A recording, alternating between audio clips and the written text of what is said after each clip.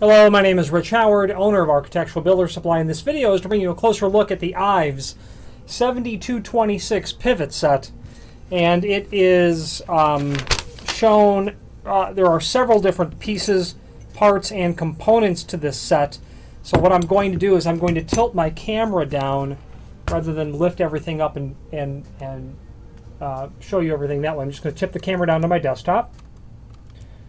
So I'm going to move into view the different parts that we're going to be dealing with here one at a time.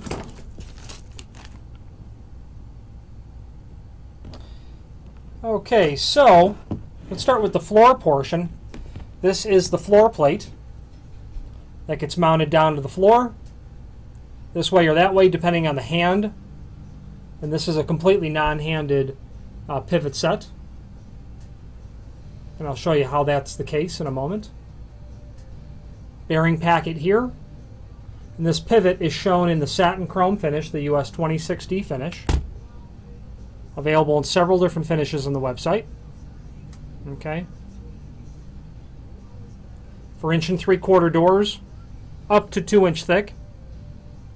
It's a 3/4 inch offset pivot, and that means that the face from the face of the door to the vertical center line of the pivot is 3/4 inch. That's the most common size. There's also 1.5 inches. You might need that if you had especially thick casing. Here is the bottom spindle, and this part is really is designed in such a way that it is truly non-handed, meaning that you've got the countersunk holes there for holding the bottom spindle onto the bottom arm to the bottom of the door. It's obviously mortised to the edge. There's a link below this video to the instructions, which also serve as a template. Okay, so it's countersunk on this face, and it's completely symmetrical on the other face. So you could install this way. Okay, you can install it this way if you're dealing with a left-hand door. You can install it so that you were dealing with a right-hand door. Doesn't really matter. It's countersunk on both sides. The tapping for the stud, which I'll show you in a moment, goes all the way through. So you can mortise this to the bottom of the door and install it either this way or this way. Here's the stud that I was speaking of. This gets threaded into the bottom arm. Okay, I won't thread it in any further. You get the picture. Thread that in. And then, of course, it sets down to the pivot like this. And it's this male shape and the female bearing packet, which does all the job, all the business end of carrying the door. Okay. You thread the stud in to the tapped receptacle in the bottom arm. There's a set screw here for tightening it down. That would be very important to do, obviously. Okay, get that put into the bottom arm. There are, before we go to the top pivot, there are 3 machine screws and 3 lead expansion shields that you see here. Okay, so you'll be able to drill a hole, set this expansion shield down into the hole, and then as you tighten the machine screw, it will draw this part of the lead anchor into the housing of it and make for a very substantial installation. You also are going to get 6 machine screws for installing the bottom arm. They're the same screws to hold the floor plate down to the floor if you're going into a metal door or an aluminum door. You're also going to get 6 wood thread screws if you're putting this, looks like a number 14 by 1.25 inches or so, 1.5 inches wood screw. If you're attaching the arm to a wood door, you would obviously need wood screws. You're going to get an arm cap such that when you get this entire assembly installed, this will be threaded to here. Then the arm cap slides over. It will come with a long screw to go down through here and hold the arm cap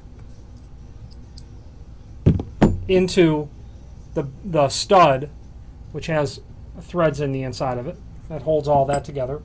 set screw for holding all that together as well. Allen wrench, I should say, for setting the bottom spindle around the stud. And of course you're going to get your top pivot here. Okay. Completely reversible. This part, once the set screw, well, there's really no set screw, but you can remove this bearing here by unthreading that so that you have the spindle going from the header into the top of the door. You wouldn't install this such that this has to be in the header. You would install this such that it's in the door. It wouldn't be easy to get it out at that point. Installation of pivots are actually quite easy. I suppose they're easy after, and then of course there's a screw packet just for the top pivot, and it has all the items that you need, the Allen wrench and all the screws. Machining and assembly for these is not difficult. You know, you do need to read and review the template. Okay, the templates that you get from IVES, they're quite simple. I mean, I think they're brilliant in the sense that they only give you the information that you absolutely have to have. Bottom, well, this is the top. You might have caught that. That's the top. That's the bottom. There's a two-sided page for each.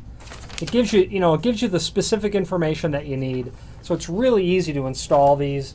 What's really great about pivots versus hinges is that if you have a door that's especially heavy, pivots do a far superior job at bearing the weight of the door, because it's really not so much the pivot itself that's bearing the weight, it's the ground, or it's the floor itself, it's Mother Earth carrying the weight of that, so you're not stressing your jamb as much.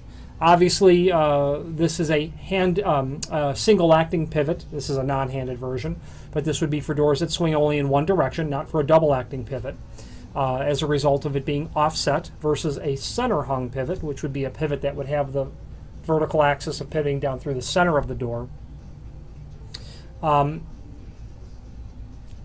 Intermediate pivots are available, and if you have doors that are of any sort of height, you would really want to consider an intermediate pivot. It will help prevent warping in the door, especially if you're dealing with a wood door. They don't really carry any of the weight of the door as much as keep the door in alignment with the frame.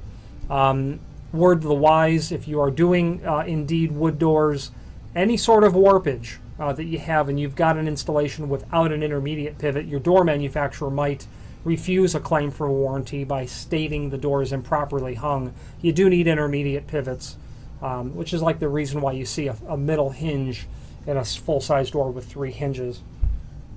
Machining is very clear and straightforward. You basically just have to prep the bottom of the door for the entire assembly, then poke out the face of the door for this part of the bottom arm. The principle on the top pivot is really the same. You just have to mortise the header and the top of the door for this rectangle and poke out, for the pivot assembly itself to stick out the face of the door. Another reason people like pivots a lot are because the hardware is, to a great extent, concealed. You don't see a lot of the hardware like you would with hinges, and that's an attraction for a lot of people when considering the design aspect of pivots. IVES makes a full complement of pivots, different weight capacities, both center hung and offset, such as this one. Several different finishes. IVES really offers a complete array of pivots for doing the job that you're most likely to be doing. If you have any questions on the IVES 7226 offset pivot set or any other IVES product, please feel free to reach out to us. Thank you very much.